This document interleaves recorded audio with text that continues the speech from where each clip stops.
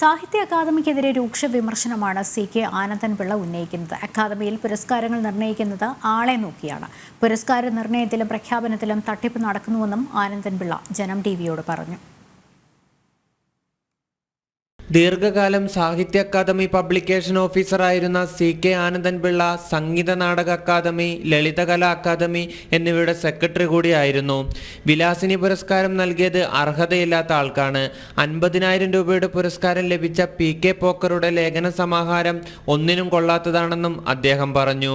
കേരള സാഹിത്യ അക്കാദമിയുടെ award നിർണയനവും award പ്രഖ്യാപനവും പച്ച മലയാളത്തിൽ പറഞ്ഞാൽ ഒരു തട്ടിപ്പാണ്. വലിയൊരു കാട്ടുകൊള്ളയാണ് അക്കാദമിയിൽ അവാർഡ് കാര്യത്തിൽ നടക്കുന്നത്.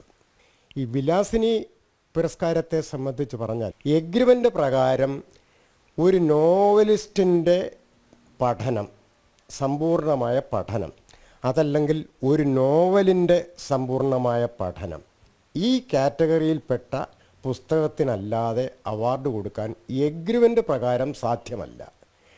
ലേഖന സമാഹാരം അവാർഡ് നിർണയത്തിന് അർഹമല്ല.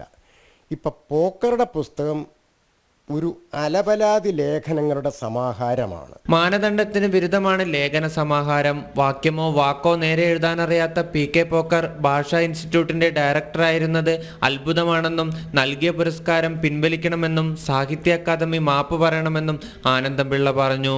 ഒരു വാക്യമോ ഒരു വാക്കോ തെറ്റുകൂടാത്ത എഴുതാൻ അറിയാത്ത ആളാണ് ഡോക്ടർ PK പോക്കർ.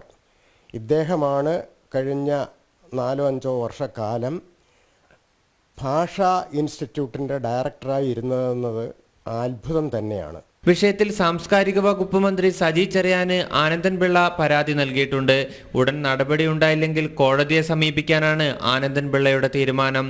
ജനം, തൃശൂർ.